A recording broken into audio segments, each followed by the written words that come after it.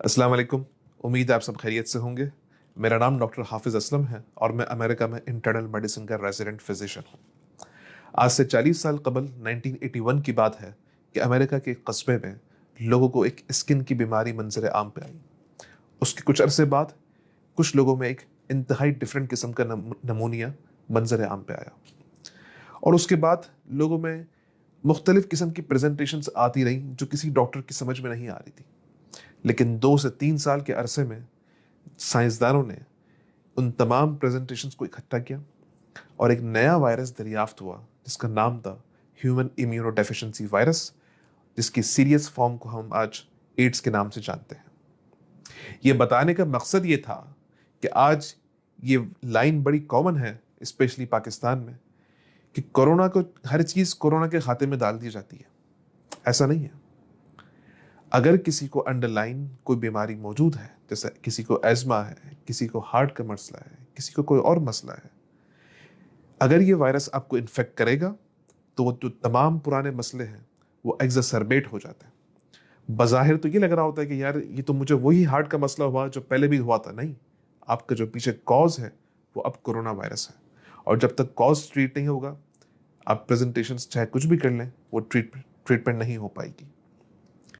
दूसरी बात, जिस तरह एक दीन का मसला हो तो वो एक आलिम दीन से पूछा जाता है, जिस तरह एक फिजिक्स का मसला हो तो वो फिजिक्स के टीचर से पूछा जाएगा, जिस तरह आपके घर में नल का खराब हो जाए तो वो आके प्लम्बर ठीक करेगा, बिल्कुल उसी तरह होना यही चाहिए था कि ये मसला मेडिसिन का था तो उसे डॉक्टर ही से पूछा जाना चाहिए था। लेकिन अनफॉर्चुनेटली हमारे कुछ अपॉर्चुनिस्टिक यूट्यूबर्स ने सिर्फ पैसा कमाने के लिए कुछ ऐसी वीडियोस बनाई, ऐसी कॉन्स्पिरेसी थ्योरीज जनरेट की जिससे वो लोग तो पैसा कमा गए, लेकिन हमारा मुल्क इस वक्त एक इंतहाई मसले का शिकार हो चुका है।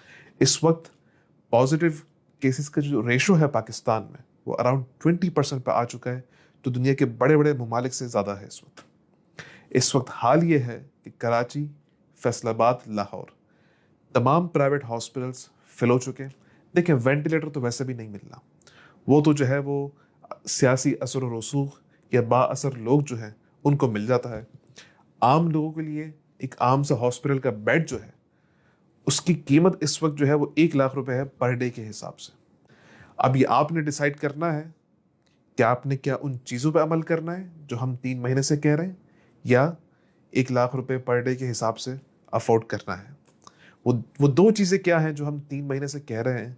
आपने देखा होगा कि दुनिया भर में इस वक्त हज़ारों लाखों की तादाद में हेल्थ केयर वर्कर्स हॉस्पिटल में काम कर रहे हैं फ्रंट लाइन के तौर पे, और अल्लाह के करम से वो बचे हुए हैं।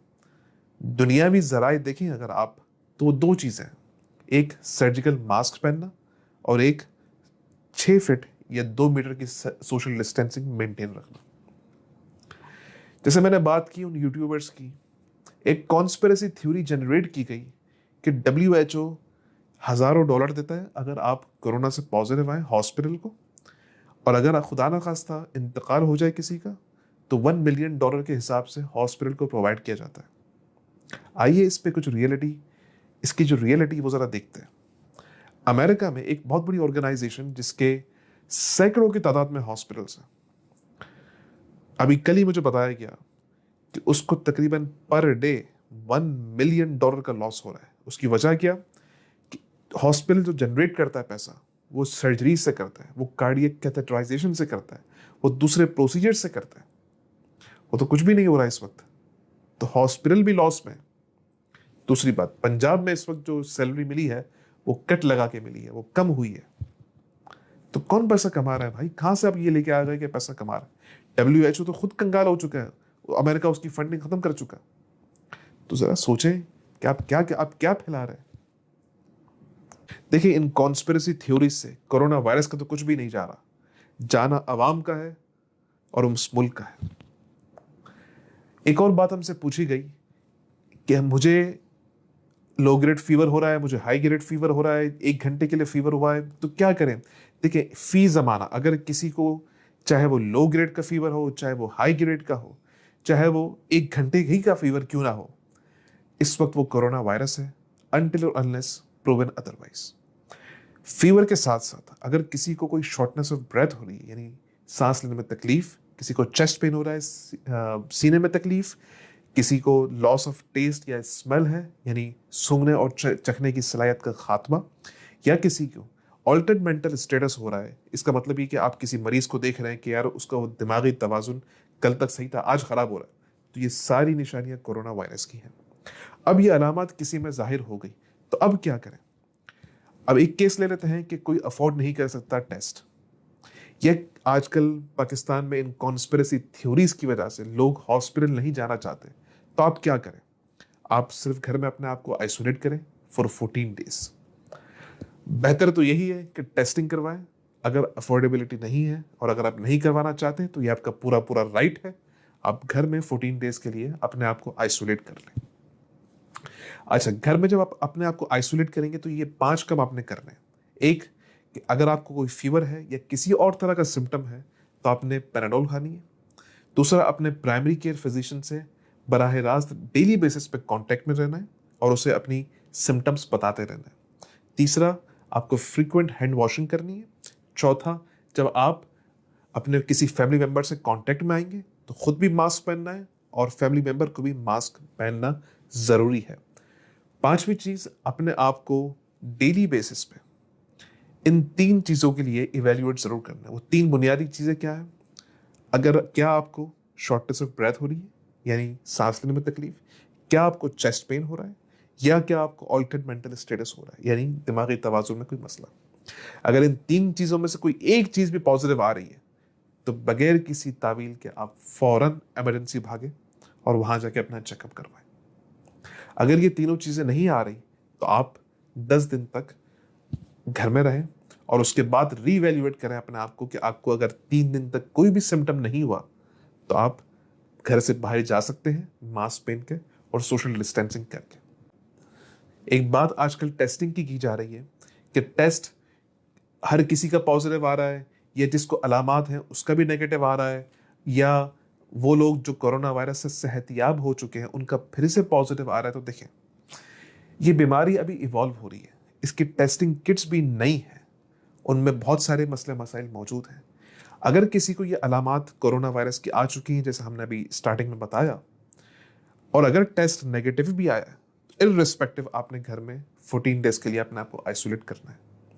दूसरी बात कि भाई टेस्ट पॉजिटिव आ गया, हमें तो कोरोना वायरस हो गया था लेकिन फिर भी टेस्ट पॉजिटिव आ रहा है, तो देखिए सिंपल सा आंसर इसका ये है कि हमारे पास जो पीसीआर टेस्टिंग किट्स मौजूद हैं वो एक वायरस का खोल होता है और एक वायरस फ्रेगमेंट्स की फॉर्म में मौजूद होता है। देखिए, 2 चीजें होती हैं बॉडी में, या तो बॉडी वायरस को मार देती है या वायरस बॉडी को मारता है। अगर बॉडी वायरस को मारेगी तो वायरस के टुकड़े टुकड़े कर देती है।